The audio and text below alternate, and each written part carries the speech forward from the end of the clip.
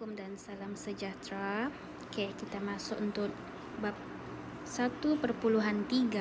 Masih lagi topik 1 iaitu matrix. Subtopik ini 1.3 iaitu melakukan pendaraban suatu matrix dengan skala, penambahan, penolakan dan pendaraban matrix dengan matrix. Tapi untuk kali ini kita masuk yang ini sahaja.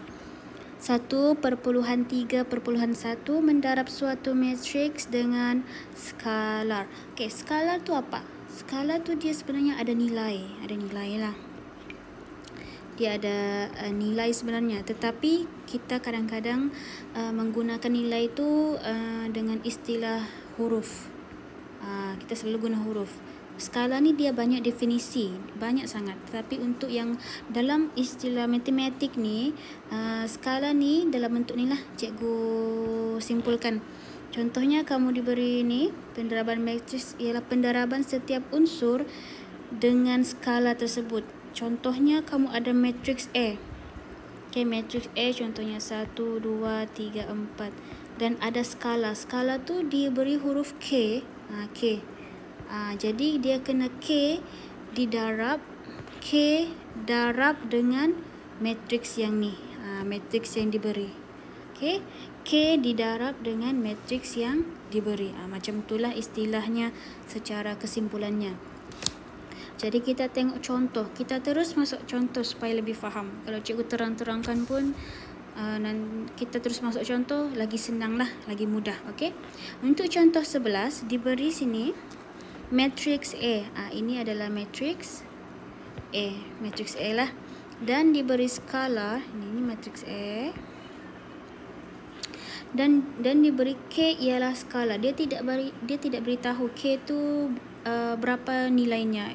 2 ke 10 ke 3, dia hanya bagi tahu K ialah skala. Jadi dia boleh pendaraban lah. Okey. Jadi cari hasil darab KA. Maknanya K didarab dengan matrix A. Macam ni. Berapakah jawapannya? Jadi penyelesaiannya, cara tulisnya begini. K adalah skala, manakala A adalah matrix. Okey. Kalau dia begini, dia bersebelahan begini dan ada huruf A ni adalah matrix dan K adalah skala. Jadi dia sebenarnya K darab A. Okey, K darab A. Jadi kita letak K, kita tidak tahu nilainya, tetapi A ni kita tahu nilainya, iaitu matrix, dalam bentuk matrix. Jadi K dalam kurungan begini dengan ada matrix. Jadi cara darabnya adalah K satu-satu kena darab. Sebab apa? Yang di hadapan ni, skala ni, dia adalah single, sendiri. Dia bukannya matrix, tetapi dia hanyalah skala. Dia kalau matrix lain, tetapi oleh kerana dia single, sendiri, kita kena darab satu persatu di dalam satu persatu unsur di dalam ni, dalam matrix ni. Semua. Okey, kita kena darab dengan dia. Oleh itu kita boleh selesaikan sama dengan K darab 6, jawapannya 6K. K darab 5, jawapannya 5K. K darab 1, jawapannya K. K darab 4, jawapannya 4K, dan seterusnya sehingga selesai. Okey. Kita tengok latihan. Cari hasil darab bagi setiap yang berikut. Hasil darab. Di sini dia sendiri sahaja. Yang ni. Okey, sendiri sahaja dia punya skala. Oleh itu, cara darabnya K ni kamu kena darab setiap unsur. Okey, setiap unsur sini. Jadi jawapannya adalah KA, KB. Okey. Ni cikgu mau beritahu. Kalau K darab dengan A, KA, ataupun A, K. sama sahaja, cuma kedudukannya sahaja berbeza sebab dia adalah darab. Jadi boleh kamu letak KA atau AK, sebenarnya sama. Jadi kita sama dengan sini, kita pilih yang mudah lah, skala berada di belakang. Jadi di sini AK, B K, C K, D K. Ini jawapannya. Okey, semua huruf K kita darab dengan unsur di dalam. Kita tengok B pula. Okey, B ini adalah dia punya skala 1/2. Maknanya 1/2 ni kena darab dengan semua unsur lah. Jadi kita tulis di sini. Kita tulis sama dengan, kita letak satu-satu dulu. Kita letak satu-satu. 1/2 didarab dengan 2. Lepas tu yang di sebelahnya kasih jarak ya. Jarak 1/2 didarab dengan 0. 1/2 didarab dengan 3.